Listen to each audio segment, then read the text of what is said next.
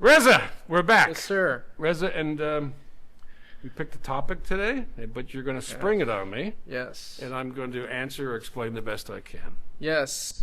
So, what is it? Wednesday, September 17th, 2025.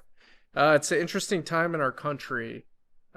We just had something happen in the nation last week. It was a murder of a influential podcast host, Charlie Kirk.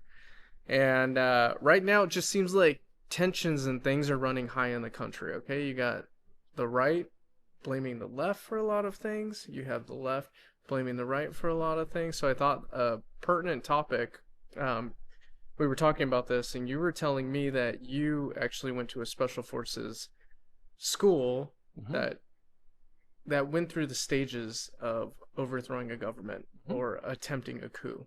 Right. So I kind of wanted to understand that a little bit more. I think it would be important for our listeners to kind of understand that this is a very real thing that governments do, and kind of go from there. Okay. So I think what you're talking about is the average American is uneasy about the situation in America because there's a divide happening, there's arguments happening, there was a violent event, and there is talk of cracking down on not just a person, but on a group of people, which they call the left. Okay. Now, in Special Forces document, when I say Special Forces doctrine, I mean U.S. Army Special Forces, and I also mean the CIA.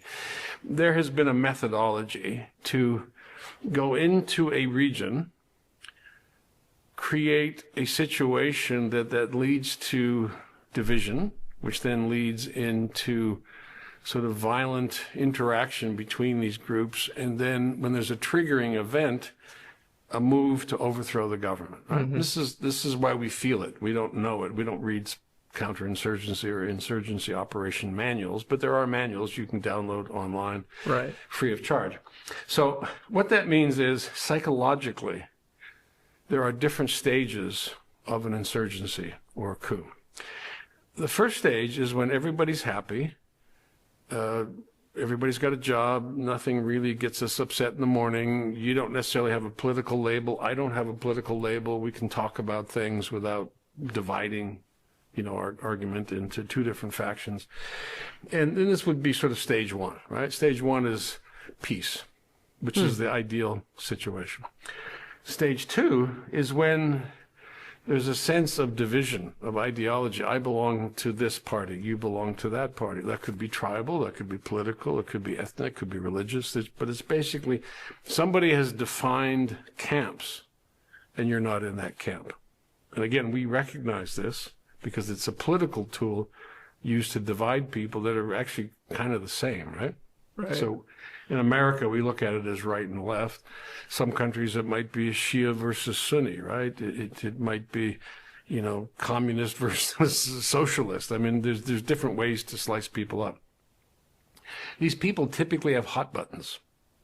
So I can identify certain people, not necessarily by asking them what's their political doctrine, but asking them things like, what do you think about abortion? What do you think about religion? What do you think about marriage? Things that they have strong feelings on, which are common to all people, but divide them into those groups.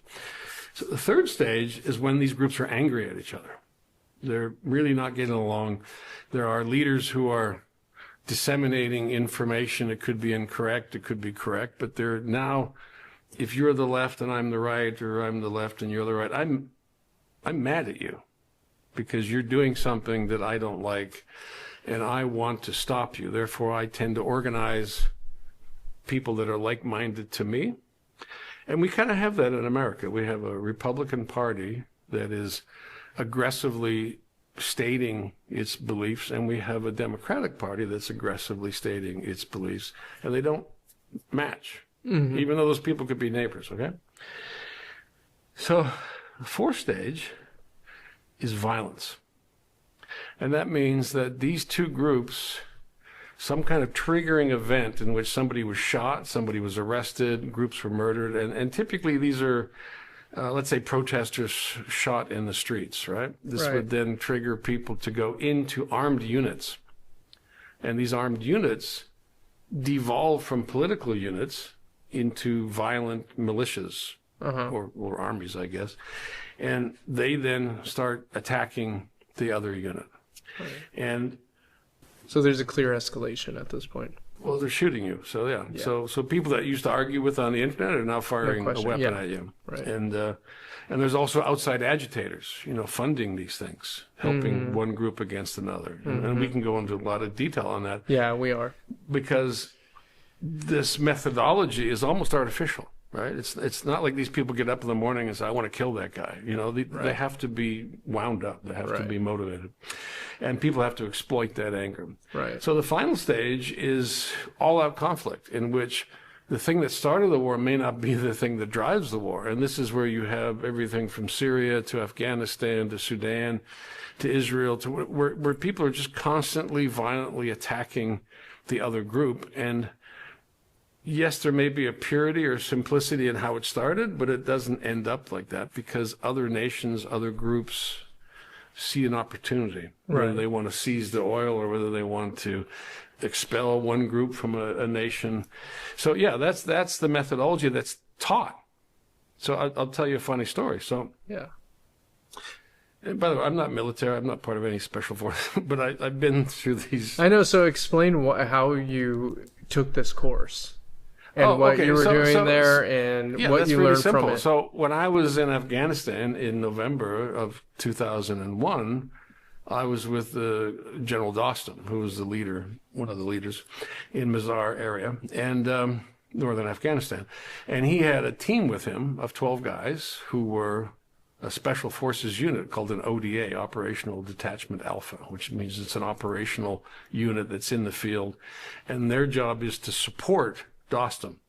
So they're typically arranging his military attacks, calling in air supplies or air strikes, bringing in money, food, whatever they need to win the battle against the Taliban. So these guys were trying to fight a war against not only the Taliban, but also against the White House, against Bush and Rumsfeld, who are constantly contacting, how are we doing? Are we winning? Are we winning? And they're like, hey, dude, we're on horseback. We're just sorting this out. So I met with them, and they were kind of thrilled that I knew so much about Afghanistan, because it wasn't my first time in Afghanistan. And the higher-ups said, get rid of this guy. These are American Special Forces? Yeah, this is Do they belong to a specific group? Yeah, 5th group. Okay. Yeah, so most people say special forces, but what they really mean to say is special operations. And within that cadre, that tier 1 structure, the U.S. Army has Green Berets or special forces. And they're very unique people, because they work directly for the president, and they overthrow or support groups depending on our political orders, right? Right.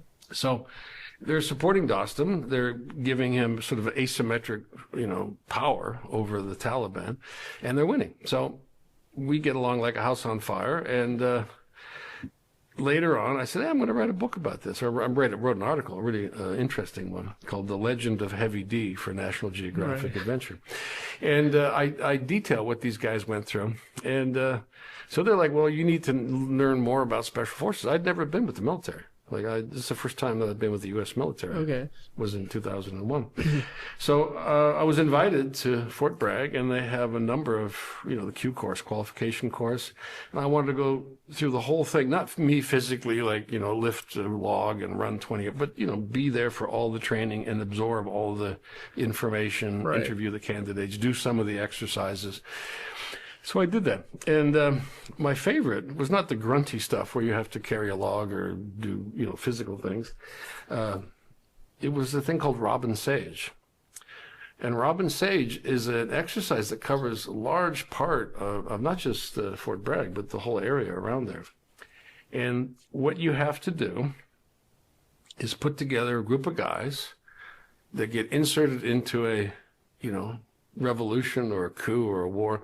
They have to recruit rebel leaders, train them up, and do an operation in a condensed period of time. And the best part is that there's no rules, right? There's no right, wrong answers. So, for example, you're doing a lot of land nav and you're very tired, and you come into a clearing and they say, this guy will give you water. So you walk into a clearing, and there's a guy who's a role player who's got a rope around the neck of a guy who's squatted on the ground. He said, "Yeah, I'll give you water, but help me hang this guy." And so these two recruits, who are typically Rangers, are like, what the hell? Do I really have to hang this guy to get water? And this is a very important question, because the U.S. Army is not supposed to engage in war crimes. So they can't hang the guy. So they have to explain to the guy, no, I can't hang him, but I still need water, right? So this is the challenge, right? Right. So anyway, so they have to go through an intellectual exercise. So one of them just started laughing because he was just like, what the, out, right? The other guy figured it out. Like, no, he explains to the guy, look, I can help you in many ways. You know, I can bring you weapons, I can train your troops, but I cannot murder this guy simply because you don't like him, right? And so he passes, right? The other one was, I played like an insane rebel chief, right? That was my job as a role player, which of course I enjoy. And they bring in these two guys that I had sent someone out to meet them, to guide them back to the rebel camp, and they had arrested him because they didn't trust him, so they bound him and whatever. So I had to dress them down, and I said, well, okay, I don't trust you guys. You know, you guys are clowns, blah, blah, blah. So one of you is going to be chosen for a suicide mission. You have to blow yourself up. So you decide which one is going to wear the bomb. And the trainer's like, slow that down a little bit there, Robert. Right. But my point is that the goal is to literally link up with a guerrilla leader, right, a G chief, come up with a plan and go do something, right? Yeah. Now, these special forces teams may be called out of the field, or they may be told to wave off, like, do not support this guy, get out of country, or they may be asked to switch sides, right?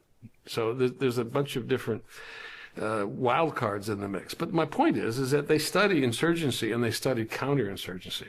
Mm-hmm. So insurgency is getting a group of people together to overthrow a government. Counterinsurgency is to stop these groups from overthrowing the government that you're supporting. Mm-hmm.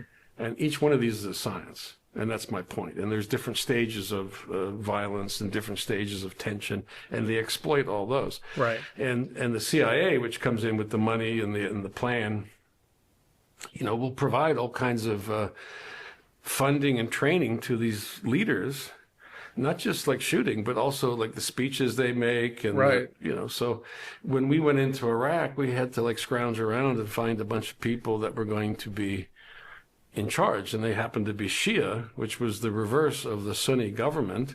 And then they created an insurgency because all the Sunnis who had jobs, right, who Bremer fired, suddenly had nothing to lose by becoming insurgents. So that's okay. So that kind of leads me to my first question. That was interesting because we got the background of how you understand this and your knowledge about this subject. But with your experience in conflict zones, how do the powers prepare the ground? So it's like there's a step where, kind of what you're talking about right now, where they're starting to prepare for the counterinsurgencies. Things are still good, but somebody's obviously masterminding this, and they're starting to think about how to prepare for a coup.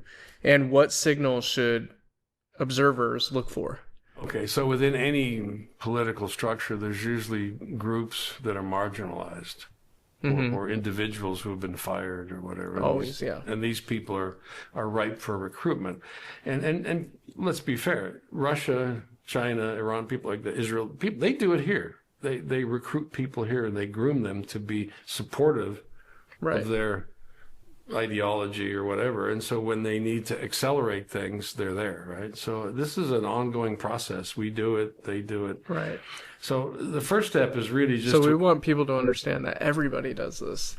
Yes. Constantly. Yes, of course, because the world is not static. The world is not static. And for example, if you're a nation and you make billions of dollars by selling something to another nation, and a new president pops up and says, no, you can't have that. Yeah. Well, now you're a threat. Right. You know, we need that thing, whether it's oil or, you know, diamonds, or whether it's precious rare earth minerals or whatever. We need that. So now we have to come up with a plan. Now, the important thing is that it's not black and white. There's right. no, I don't like that guy, kill him, right? That's the cartoon version of the coup. The real version is how do we degrade that nation, right? How do we reduce its power? Mm-hmm. And we are in a situation right now. When I say we, I mean America. Yeah. We're in a situation where we are squabbling amongst each other. We do not have projection of power in some regions that we used to. We spent, ever since 1947, 1948, trillions of dollars and God knows how many hours fighting the Soviets, fighting the Russians for control of Europe, right? Right. So we now have simply decided that that's not in our best interest, and we're just kind of looking the other way. Right. Well, imagine our European allies going, hey, are you an enemy or are you a friend? Or Right. are you a frenemy, right? Right. So the degradation of support, the confusion of political policy, these are also tools. And this is really important for people to understand that there isn't a dogs of war scenario where a bunch of guys with bandanas and guns show up and they take over the White House. Like the January 6th model of... But there is a narrative that's being told and shifted. How important is controlling that narrative? Absolutely critical. Because the very first time I was asked to overthrow a country, which was kind of a joke, it was in Colombia, in a little island called San Andreas. And it's an island that's mostly English-speaking black slaves, right? Mm-hmm. But it's owned by Colombia. It was given to them in some kind of political agreement. And they feel oppressed. The blacks feel oppressed, and the Colombians come there for vacation or whatever. And they said, how would you overthrow this island? And I said, well, you'd have to go to the radio station. You'd have to block the airport. You'd have to go to the port and make sure that no boats could get in and out. And then you'd have to make sure that the outside world accepted what you did. What is the context that you're being asked to do this? They were literally trying to figure out how to get the Colombians off of San Andreas. Who? The local black Just population. the local population was okay. Yeah, I mean the black population outnumbered back then. The Colombian population, and it was a major drug smuggling hub. Okay. It might still be, for all I know. But Right. the point was that any group of people that's marginalized is going to think about how to get rid of that oppressive force. Yeah. Whether it's political, whether it's violent, whether it's just narrative, whatever. Right? Yeah. So I bring that story up because I'm also with special forces in Afghanistan where they're toppling the Taliban. Mm-hmm. They're using violence to remove that government. I'm also in Iraq where they're trying to get rid of Saddam Hussein. So I've been in numerous countries in which they're trying to either kill or overthrow the government that's in power, and I'm with the rebels as they plan and discuss these things. And so, how does special forces make that initial contact? Usually. Okay, so depends on the country, of course, but typically you're always cultivating people inside nations you have problems with. Whether it's Venezuela, whether it's Cuba, whether it's Russia, whether it's China. And you are constantly reaching out for people that can be monetized, that can be motivated, and scaled up if things get serious, right? So that's an ongoing espionage. And sometimes those people are caught and they're executed or they're put in jail, right? So it's a very serious thing. But that's an ongoing thing. And the CIA runs multiple human networks in most hostile areas. Some they don't. And then when those entities are trusted, they then bring in U.S. Special Forces to train their troops up. Now, you saw this in Kurdistan, you saw this in Afghanistan, right? Yeah. So, for example, when I was flying in and out of Afghanistan in the mid-90s, that was the very first time that Americans were actually linking up with Massoud. The Massoud was the leader in the north. Yeah. But at the same time, he was working with the Iranians. So we had to make sure that they didn't get on the same helicopter as the Iranians did. And so it's not a black and white game. No, right? It's this game that's constantly being played. Right. So right now, I mean, it's a great mental exercise, like who's our enemy, who's our friend, right? Right. So China, for example, says we don't get involved in politics, but they use economic measures, right, to gain access and influence. Iran uses ideology, weapons, and so they have their own sort of network of, Iranian-related, Muslim Brotherhood, if you want to call it that, Right. linkage in Yemen and Lebanon, and like Hezbollah is an example of that. Right. America has people in Russia. We have them in most countries, except when things really fall apart, and then we have to kind of like in Syria, we have to say, okay, this guy used to lead ISIS. We need to clean him up and make him like the new leader.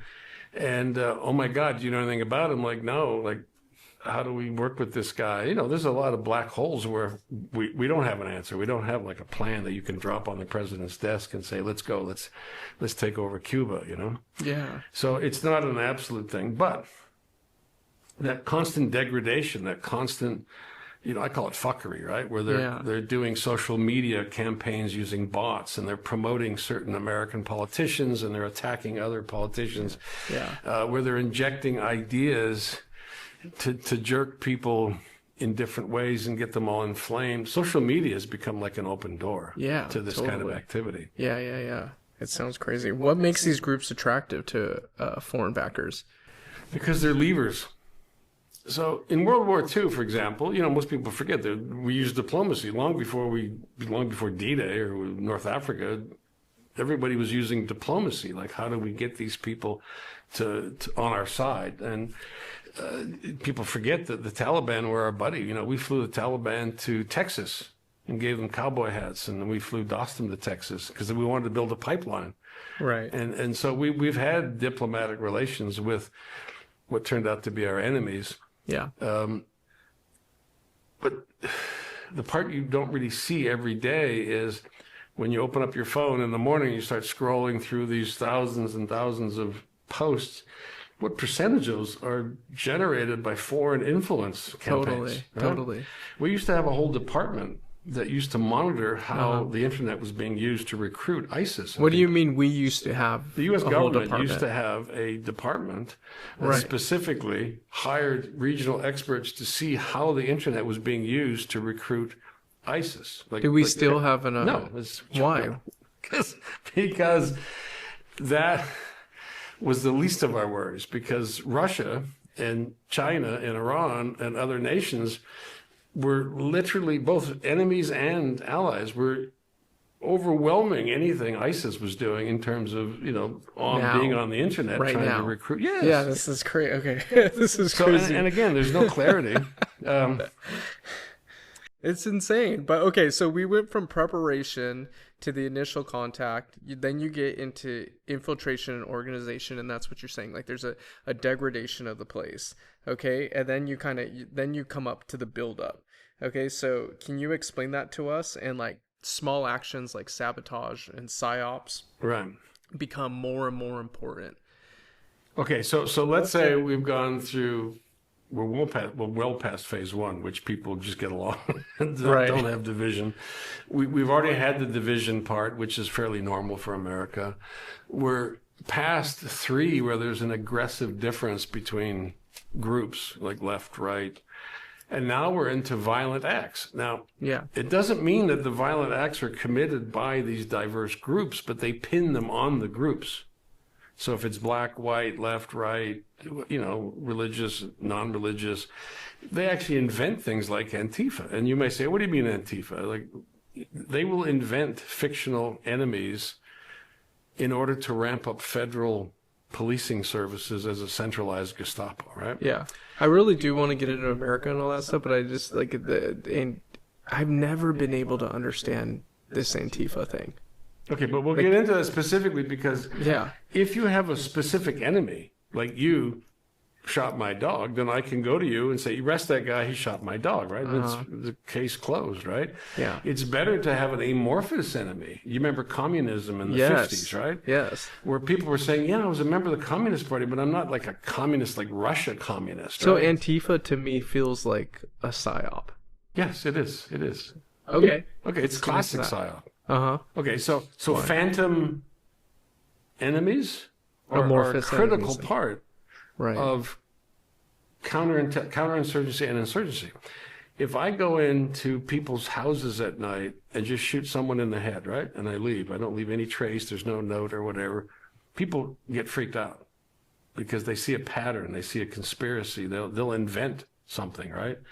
if you label it and you call it the Scarlet Pimpernel or like the Death Squad, or you put like a hand on the wall and you spray paint it, then people are terrified of that thing, whether it's government supported or whether it's anti-government. So it's a critical part of tipping people into the violent part, because they don't know who to shoot. They don't know who to shoot at. They don't know what the enemy is. So they're easy to recruit by saying, come join us, you'll be safe, right? Right. You know, put this flag on your village gate and we'll protect you. Right.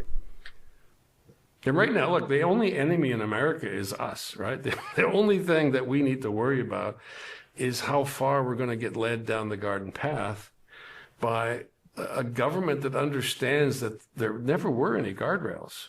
You know, like in America, we say, oh, there's three, pillars of authority and power. So therefore, if one gets too crazy, the other one jumps in. But the government has always been controlled by some entities, right? Whether it's money in elections or whether it's, the media with publicity. These are tools that have always shaped how we think about the government.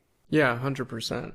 But this build-up phase, it seems like, how, in your experience, what's the timeline of it? And in this current example, or how it relates to the U.S., it seems like it takes a long, like it cooks. So there's a couple of things you need. One is that you need there to be tension and sort of unpleasant conditions in the region, in the nation, right? So people need to be angry because bread costs $2 instead of $1, or they can't get a job. So you need people to be roiled up, okay? Secondly, there needs to be some guy saying, I can solve that, but this guy's in the way. I can give you everlasting happiness and money, but this guy doesn't want you to have that. And then you need a really grotesque, violent act that may have nothing to do. It could be a false flag. It could be somebody just blew up a building. And the interesting thing about America is because we're so diverse, we're not easily triggered into a singular reaction. So, for example, 9/11. Osama bin Laden knew that when Khalid Sheikh Mohammed came to him with this idea, which was not a new idea, but basically blow up the World Trade Center, that it would trigger a response. And this is what they call a mudj ambush. When you're a mudj, what you do is you want to ambush a small group because the main group is coming. And they're going to arrive sort of not ready for anything. And then you can really lay into them and show them how you do damage, right? And this was something that bin Laden developed in Afghanistan. It's been used all around the world. And it's nothing new, but it's just 9/11 was a way to get America. Now, it wasn't the first time that Americans were attacked, right? So we had the embassy bombings, we had the coal. Yeah. It was the one that brought us running to the wrong country, to Afghanistan. Because bin Laden just quickly left and went to Pakistan, where he always lived. Right. His whole office was run out of Peshawar. It wasn't run out of Kabul. So his history was in Pakistan, and then he typically photographed, in Jaji, which is just over the border around Jalalabad, right? So he was able to create, I won't call it a false flag event, because it was clear that he declared war on America, and it was clear that these were Saudis and Yemenis that got on these planes. But it doesn't have to be a false flag event. No, but it can be a very violent event in which people are like, it's almost like electric, right? And then when somebody says, let's go get those Chinese, right? Yeah. People go, stoke the flames, and and all you got to do is backfill the narrative, and people trot off to China or wherever country you want to go after. So it's it's like animals. You fire a gun, they all freeze, and then they run wherever they think it's safe, right? Or they go after whatever enemy they think is attacking them. So again, this is nothing new, right? This is not like, oh God, I didn't know this. This is a tried and true way to get people into conflict. Yeah, I just think it's interesting. I think it's good for our listeners to kind of understand this, because I think we understand the workings of how a coup happens. There's a lot of historical and data and statistics and how it works, but when you're living through it, you're in the fog of it and you don't really see. So what I want people to do is pretend you're on a mountaintop or on a hilltop and you're looking down at a historical battlefield. When you go to Europe, sometimes you can take these tours and you end up going, let's say, through the Champagne region, and you see a monument to like World War II, and you go, oh, that's cool. And they say, wait, There's a monument to World War I. Wait, there's a monument to Napoleon. You know, like then you realize like this is where people fight battles, right? This is a historic crossroads. You know, these crossroads are historically laid out in history. So when we read about a violent act, or we read about a political party or a group saying something against another, they're all jostling for power, and the question is how high do they want to escalate? If they can't escalate, their plan fails. You know, in order to, like January 6th was an attempt to seize power using violence, right? So you had a democratic process, and then somebody decided, like, let's just burn everything down. Well, the missing part was that there was supposed to be Antifa or something there for them to fight against, but there wasn't. So it didn't work. So the point is that America survived. I think if everybody understands that. But nobody learned a lesson that day. No, I think they did. I think Americans are fairly confident that we're not going to be sitting up on a tree with a rifle waiting for our neighbor who's wearing like whatever opposing hat. Okay. You know, I don't think we're there yet. And I think there's enough people who came from shitholes where they do have governments like that they get it, right? Yeah. And we have to remember that there's a big part of the population that is for this. They want this to happen. They want the coup to happen. No, they don't. I'm saying they're already in power. Like, see, get something straight here. You overthrow a government because you don't like it, and you replace it with another government, or at least the better-looking nephew or something. We're not there. We have a government that's literally doing an autogol. I'm not just talking about us. I'm just talking about in general that there is a part of the population that wants this to happen. So let's clarify that. There is a part of the population, very small, minor, maybe 15, 10%, that wants to consolidate power in a either totalitarian or authoritarian regime that uses totalitarian tools like religion, like laws, like removing constitutional rights, which were put in place to protect exactly against that. Okay, so that 15 or 10% that wants to remove the Constitution or at least enforce sort of a simplistic draconian government has to deal with the other 85%. Now, I'm not saying they might get away with it, you know, with enough money. Like, I mean, if Elon Musk is promoting right-wing ideology in Europe and America, and he's got more money to burn than most countries have, I'm not saying they can get a long way down the road, but at some point, there has to be a reckoning. Like, this is not government, right? This is so an auto gulp is when you literally take power, and this has happened many times, whether it's Napoleon or whether it's Hitler. They go through the democratic mechanisms to consolidate power, and then once power is consolidated, like Putin, like, you know, did this, suddenly you just seize control. You can seize control of the bank accounts. You decide who's going to be wealthy in that nation. You decide when the elections are going to be held. You decide how the elections are carried out. That's a slide in authoritarianism. Well, we're heading at a very high speed towards that. Yes. Okay, so just to clarify, a coup versus an auto coup, right? The seizing or consolidation of power is a coup to a certain extent, but if you're in power, in other words, you've been voted into office and you just want to have more power, this is a very, very tried and true method in Africa, in, you know, undeveloped nations. And what do you call it? Auto gulp. Auto golpe. AUTOGOLPE. It's a Spanish term.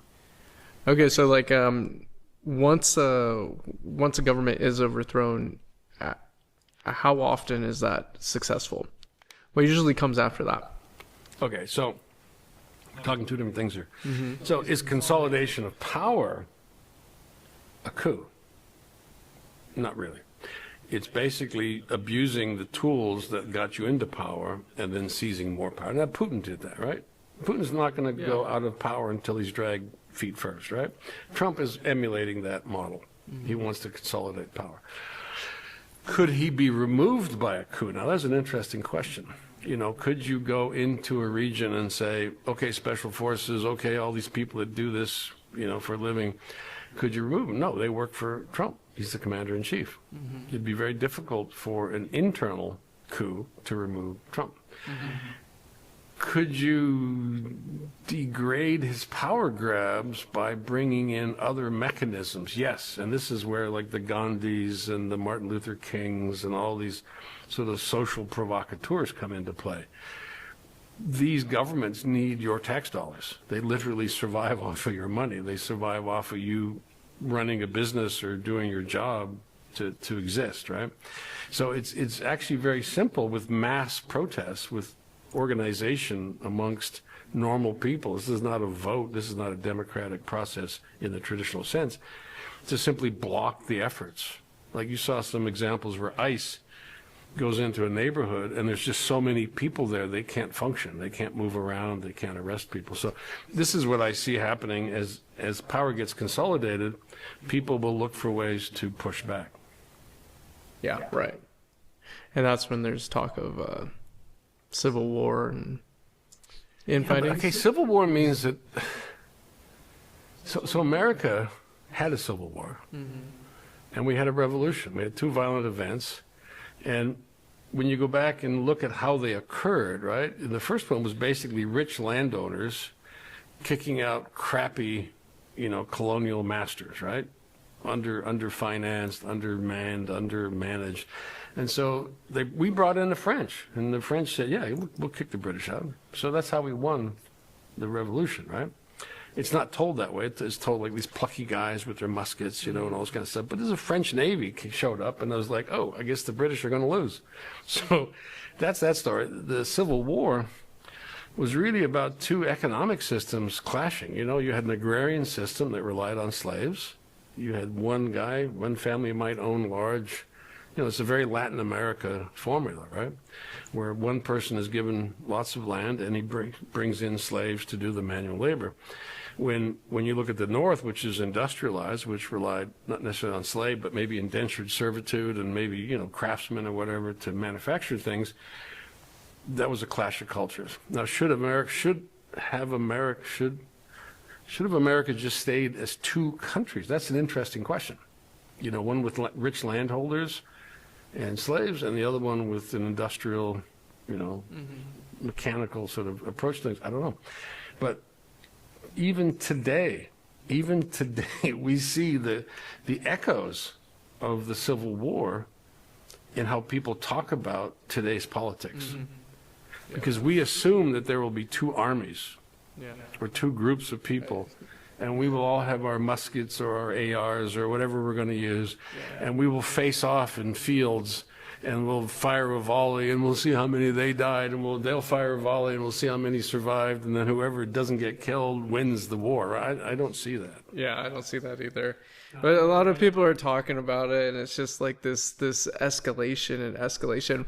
I have to say that a lot of the rhetoric that, just from an objective point of view, that's coming out, it just seems like the right is really, really aggressive, and there's a lot of violence coming out of that. There's kind of like a warping of information, and they're blaming the left for a lot of violence. But I don't see that rhetoric coming from. I think it's a mistake to always look at things left and right. So let's say you look at violence. It's not left or right. If somebody punches somebody in the face, he didn't do it because you voted for Trump or you voted for Biden. He's pissed, he's drunk, and he hit somebody in the face. But I am speaking about rhetoric that's coming out. Rhetoric. Where do you find rhetoric? You find rhetoric published on platforms designed to publish rhetoric. Well, nowadays we can just watch it too. Social media is rhetoric. It's like there's if you go to Speaker's Corner, there'd be a guy on a soapbox saying, we need to fight this and we need to vote for that. Today there's like 1 trillion of those people all saying different things, half of them fake, right? So we have to be careful that the rhetoric is not the same as reality. Right. And your little silo is probably different than my little silo. When I sign on to Twitter, which I call shitter because it looks like a shitter, I'm getting just machine gunned, right, by political rhetoric. I can argue with it. I might not be arguing with a human being. I could be arguing with some bot that literally uses AI to write a response to my comment. So if I say, price of cheese is too high, it might say the price of cheese is too low, we need to raise it up, right? That's an AI response. So I caution people, and forget, remember, I read a book about the whole world. So I'm not necessarily looking to pick a fight in one country or to say this is terrible. I'm literally trying to use that knowledge from all these other different coups and revolutions and insurgencies and violence to teach people how to analyze things, how to view things. Right. So what do you think is the most misunderstood aspect of how a government is overthrown? Good question. So the most misunderstood aspect is nothing. You can't see nothing. You can't see a guy that gets up in the morning, eats his breakfast, gets in his car, goes to work, comes home, watches TV, goes to bed. You don't see that. You don't see people that read a book, go on vacation. You don't see nothing, right? Yeah, okay. right.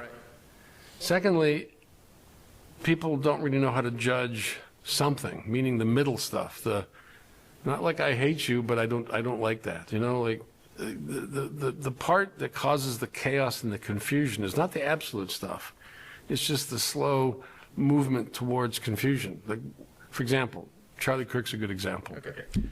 There is a violent event that's, I won't say it's televised, but it's seen by a lot of people, right? And it triggers an emotion inside people which is very unique, which is like fear, but it's manifested by somebody blowing out your arteries, right? It's like you're talking 1 second and then you're a piece of meat the next second. That scares the shit out of people, right? This is why they have executions in public squares back in the day. Which Charlie Kirk was a proponent of. But yeah. Oh, okay, well, again, he's a bipedal mammal. They're very easy to kill. It's actually a miracle that more people aren't killed because they're very fragile, needs for oxygen, blood circulation, whatever. And he had security and everything. And he was going out and he was confronting people. And, okay, he wasn't saying punch me in the face, but he was saying let's argue, let's debate, let's talk about this, let's talk about that. College campuses aren't necessarily violent places until you overlay school shootings, right? Then you start thinking, maybe that wasn't a good idea. Maybe you might trigger people who are not mentally all there or have social problems and are inclined to use violence to resolve their problems, right? So whether it's the Proud Boys, whether it's this guy with a sniper rifle, hunting rifle, it doesn't matter. The point is that there's a subset in America of people who resolve things with violence. You go to any bar at 3 o'clock in the morning, there are people getting into arguments about stupid things, and they're punching each other, and they're knocking each other's teeth out, and the next morning they don't even probably remember what it was they were fighting about. But there is a violent subset in America. But that event, like 9/11, gets that animal instinct up in people's throats and their brains and the back of their brain. Their little Lydia, is getting all excited. And they want to now either run, fight or flight, right? They want to run or they want to attack something. Normally, we would be watching network television, and there'd be a guy with a mustache and with a deep voice, and he'd say, today JFK was assassinated, blah, blah, blah. And it would be sort of like, oh, okay, they're explaining it to us, Within seconds, and maybe even while it happened, there were people saying, oh, he was shot by Israel. Oh, this is like, look at that guy. He's got hand signals. Look at this. So people get launched into confusion. And that's my point, is that there's this middle ground called confusion or chaos is where people get plunged into. It isn't absolute. It isn't like that guy did it, let's go get him. It's chaos. And then your brain can't function. Do you run? Do you stay? Do you fight? So this is the thing that people need to understand, is that the end goal sometimes is chaos. It wasn't the shooting of Charlie Kirk, it was the narrative that was wrapped around it that people reacted to. Right. So let's say Joe Blow gets shot. That's a terrible thing, right? That's a murder. Arrest that guy. Right. Put him on trial. Send him to jail or whatever you do, right? That's how society here works. That's not what happened when Charlie Kirk got shot. People started raising money. People started threatening people. Yeah. Who? Well, I could take you through, but Russia got very I know, but active. I'm saying, like, what side was this when I come back to rhetoric? And I don't want to just say a side, but yeah. But I saw the Laura Loomer calling for violence right away. I saw the Nancy Mace calling for violence right away. I saw our own president calling for violence right away. I saw the FBI director saying, we caught someone, we didn't catch somebody. My friend, I'll see you in Valhalla. What is this coming? So what you're talking about is like late night TV, like, the Home Shopping Network. Everybody saw a reason to exploit this animal fear. But wait, a lot of it is monetizable. Yeah. And that's the fucked up thing about the internet, is they don't know, like when I say they, the people see something, they're saddened, they're sickened, they're terrified, whatever. And somebody says, well, if you donate $5 to me, I'll make sure this doesn't happen again. And this is the new reality of America. People will actually send money to different funds, donations, political parties, and they started raising money on this, right?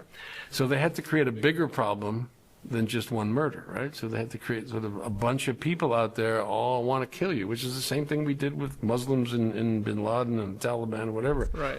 We magnified that problem. And now there's all these conspiracies around it and all that stuff, but this is an event that it's not a false flag event, but people are going to use it as an opportunity. Okay, so you're able, so the Reichstag fire is used as an example of a false flag event. It wasn't really a false flag event, but it's used as an example where Hitler then blamed the communists and then had to crack down, right? And then he would blame the economic problems in Germany on the Jews, so they had to crack down on the Jews, right? So there's plenty of evidence in history where a singular event isn't really explored that well, but it's simply used as an example. So get bad man, right? Go get those people. By the president and by his people elevating this into a them versus us, the word they is used a lot, right?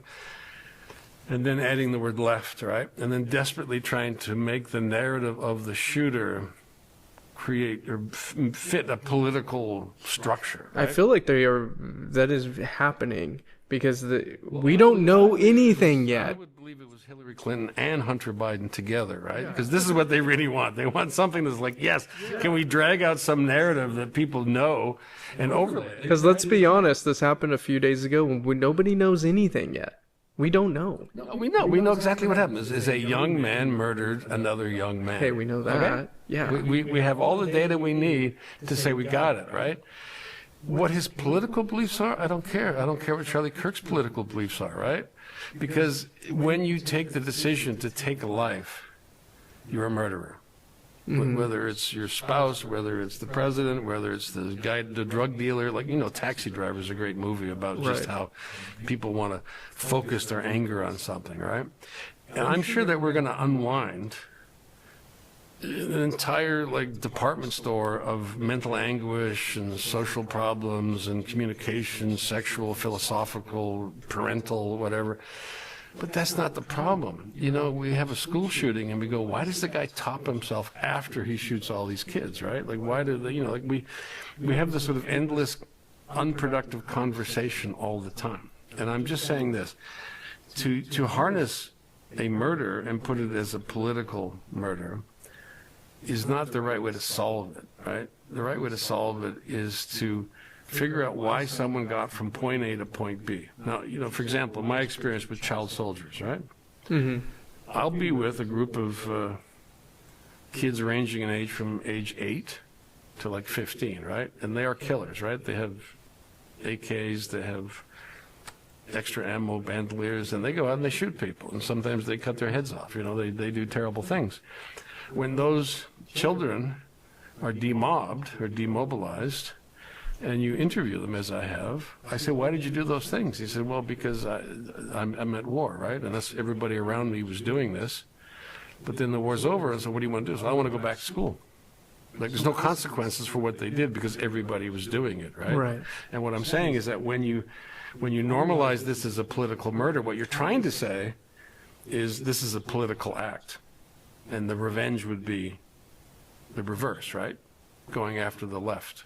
Mm-hmm. As punishment. This is very historical, when you talk about a political party trying to create or harness a violent event to politicize, and in this case, fundraise. It's almost like bizarre how this everybody's looking at it like, how do we use this? How do we use this? How do we use this? Yeah, but through the fundraising, you are now you have you're recruiting. Yeah, you're recruiting. And so you're identifying people who are really upset enough to give you $5, right? Mm-hmm. Who then can be proselytized through direct mail campaigns and phone banks and whatever. Yeah, absolutely. So I'm just trying to explain something. I'm not saying this is good or bad. I'm saying that. No, I'm trying to understand it within the context of a coup or a autogo. Right. So I'm saying that stage 4, where there's now a violent event and you're trying to polarize these groups into action, into violent action. Mm-hmm. And that then creates this movement to overthrow the government. But so this is the thing you got to remember. Donald Trump is in power. Yeah. He doesn't need to do this. He doesn't need to wipe out the left. He doesn't need this uprising, this Soviet, sort of punishment tour. This isn't Nazi Germany and they aren't Jews. I mean, this is what's ridiculous about what's happening in America. And this is what I'm trying to say, that the narrative is inherently false. The left is not trying to kill the right. The right is not trying to kill the left. But they're trying to escalate it to that. Now, what Donald Trump really wants to do is he wants to declare martial law. He wants to escalate his power. He wants to consolidate his power into that of a dictator. Which, whether it's Caesar or whether it's Hitler, it was very common, Napoleon, Alexander, whatever. It's extremely common for someone to say, I don't want to deal with the political system, I just want to be in charge. Yeah. This is authoritarianism. This is our slide into authoritarianism. We're not sliding down, we're going up. We're like escalating. Right. We're not de-escalating into it depends on what you think of democracy and authoritarianism, I guess. Well, for example, Putin did this with a apartment bombing. So there were 4 apartment bombings in 1999. Putin cut a deal in which he would then be taken from this low-level sort of bureaucrat role, and he would be sort of in charge, and he wouldn't press crimes against the former leader and regime, right? So my point is that this playbook is not unusual, right? No. So he wants to create an America that's under attack, in which he has to step into this mantle of being a king or an emperor or like Napoleon type of person, and put more gold stuff in his office and give himself like titles and then lead whatever it is he's going to do. Again, I just think that MAGA, if you want to call it that, or the extremist elements of the right are so small that it may not work, right? Yeah. It may not work. And he may not be able to forestall. Well, this is interesting. I got a question. Okay, so we talk about social media being such a negative influence and how it can poison the minds of so many people. But is it also a positive influence? I see social media get weaponized for a few days, and then I see this pushback on social media, where then people kind of start talking logically. So you know what the restraining bolt used to be was advertisers. Do you remember the early days of Twitter, Facebook?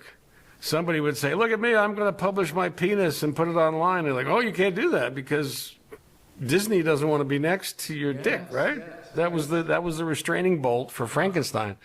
And when Musk bought Twitter, he insisted that it was a left-leaning conspiracy and that the government told it what to do. And like, no, they were just trying to stay out of jail and keep advertisers, right? So he has sold it to basically a language learning model company, AIX or whatever you call it, AI company. And it's off the hook. I mean, there are filters for like gore. There's some certain things. But when Charlie Kirk got shot, that's snuff. It was all over the place. Yeah. And X is one of the largest purveyors of pornography. If you type in keywords, you'll see people having sex and making money off of it on X. So you see snuff, you see all the things that weren't supposed to be on there. And then in terms of political jibber jabber, oh my God. I mean, this is America, but go to like Venezuela or other countries like Chad or whatever, you'll see the same kind of angry, division between them and them. So it's really become a tool for fascism and authoritarianism and to blot out And you see it happening around the whole world. the whole world. The whole world. You know, the funny thing is when I have a burner phone that I use when I travel around the world. So I put in the local SIM card and I go on TikTok and I'm like, TikTok is infested with videos of like Putin walking into a room doing like a high five, dictator getting out of his car in Equatorial Guinea, like, yeah, I got my Ferrari, like cool guy videos. And yeah, exactly. And it's like, okay, they're grooming kids to think that these are cool people, right? And at the same time, they used to have executions and like people saying, look, these people are being tortured or whatever. Those people disappear off the internet, off the social media stuff. So it's become a surveillance tool now. And don't be surprised, like they were saying that, if you made fun of Charlie Kirk getting killed or whatever, we're coming for you, right? And they were literally the libs of TikTok talking about. Like, I'm trying not to be crazy here, left versus right, and I'm using those terms. Function is gone. That website is gone, right? In other words, it was an idea like we'll just simply list everybody we don't like. In other words, we use the excuse that, you made fun of Charlie Kirk, which I don't know that many people did. Most people were in shock. But what about freedom of speech? That's gone. I don't know where you got that idea. There's All never right. been freedom of speech. Okay, That's just so you what know, I'm there's saying. never been freedom of speech, and I should know. That's what I'm saying. You are free to say what you want to say, but if somebody drags you into court or forces you to testify or whatever, it's not free anymore. It costs lots of money. I mean, look at Trump but the is suing government, the New York Times for the government talking about coming after you and you losing your job over saying something is right. So by the time it gets in front of a judge, the judge will say, well, that's freedom of speech. You can't prosecute this guy. But that guy's going to spend $100,000 on lawyers, if not more, to get to that. Yeah, but it really tells you, it's telling of what their motivation is. Right. The people that were fired back when they had Doji running around randomly firing people now gets told 6-8 months later, that's illegal. You couldn't do that. But these people need to pay rent. They're gone. They went on to something else. And okay, fine. They might want to countersue, Doji or whatever, for unlawful termination, blah blah. And that's another $100,000. So freedom of speech never existed. Yeah. What we had was an understanding that if you try to get too funky, it doesn't work, right? Like, if you want to do what Trump is doing now, just basically sue people for $1 billion and then gangster them for a payoff because you could cancel their sale or their merger or whatever. That was unthinkable, but now it's normal. Yeah, now it's normal. So you're not paranoid. Right. And so the world's most dangerous places. I mean, this is why America has always been in here. On page 57, I have to laugh. It says how to survive brutal dictatorships. And the advice I give travelers or people that work overseas is pretty up to date on America. Okay, so that was what I wanted to finish on. If you're a journalist, activist, eco-activist, you will be considered a threat. Consider the freedom groups listed in the back of the book to understand what the risks are. Any mention of human rights or fair treatment is found only in comedy routines performed at the dictator's palace. There we go. I never go out of style. But the problem is that this describes America. You nailed it. And that was my last question. It was, do you have any survival tips for our listeners or people? Okay, so the way you survive the shit we're going through right now. And anywhere in the world. I'm saying if you're traveling to the world's most dangerous places. Well, okay, so let's just lay out the landscape now. Okay. First of all, you're being surveilled 24/7, right? There's no judge that signed a permit, but basically through your phone, through your social media, through your purchases with your credit card, through all the databases that were downloaded in the White House of your various government taxes and activities and whatever, you are not invisible, okay? What's missing is is there an opinion linked to that? Are you going around saying, I hate Donald Trump, I hate Donald Trump, I hate Donald Trump? Well, technically in America, you're allowed to not like people and to disagree with the political party. But those names and those people are subject to scrutiny. Now, are there consequences for that? Not yet. But, in China, they have the social credits where suddenly your phone doesn't work, or you can't use your card, or you can't get on a train or whatever because you're considered socially unacceptable, right? I see that coming. I literally see abuse of the massive amounts of data that's going into relational databases, whether it be Palantir or whatever, used to find them, them, and to groom us, right? So the idea being that if you've got a MAGA hat, prayer hands, two flags, whatever, on your social media site, you get put into the good guy category, and they're going to groom you and try to get you to give them money and send you emails and blah, blah, blah. And then you could be the other guy, if you've got like a blue hat or something. So you'll be sort of treated differently.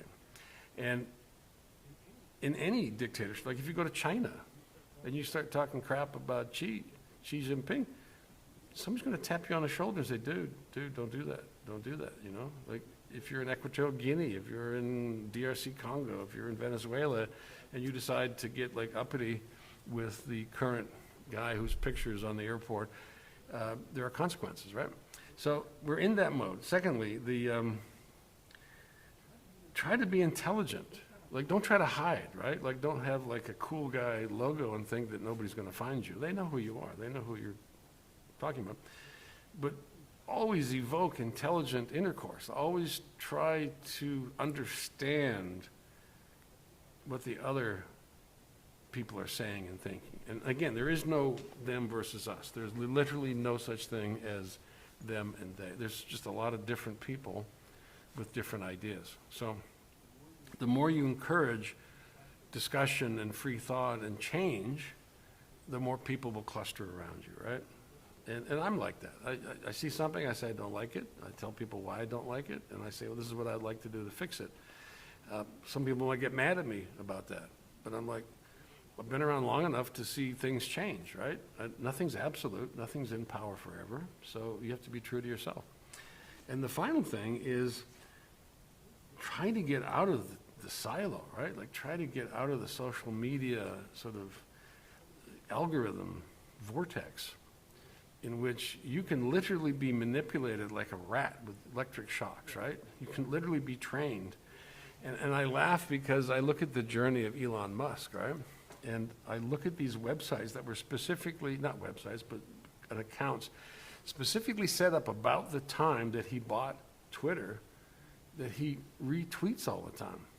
And they're absolutely in line with Vladimir Putin's philosophy and ideology for Russia. And I see him stirring the pot in Eastern Europe. Now, I understand that autocrats support autocrats because why not, right? But I see this grooming process. And because I look through the guy with the levers and the curtains, and I can see some of the work behind, and because I'm a marketing guy, I see the constant assault on people's perceptions. Like, they believe something's happening, and you can say, no, that's actually not happening. So, for example, we talked about the polarization after the shooting of Charlie Kirk. Is there a they? Is there a them? Is there a we? Is there an us? It's like, that's too loose of a term, but it allows people to associate with a loose term. So be specific about what you read, be specific about your thoughts and your feelings, and reach out to people and have discussions about things. And if somebody's a diehard cultist, just delete, just remove them. Because if somebody's not going to think and change and grow, then how are they going to accept the next political evolution of the U.S.? Either towards or away from autocracy. So evolution is healthy. Keep talking. Dialogue. Have dialogue. Yeah. But actually do things too. Like, if you have a choice of expressing your opinion or pushing back, do that. Don't be intimidated by the idea that the men in green are now in America, right? Do your thing. So. All right. Awesome. All right. I think that's it. it.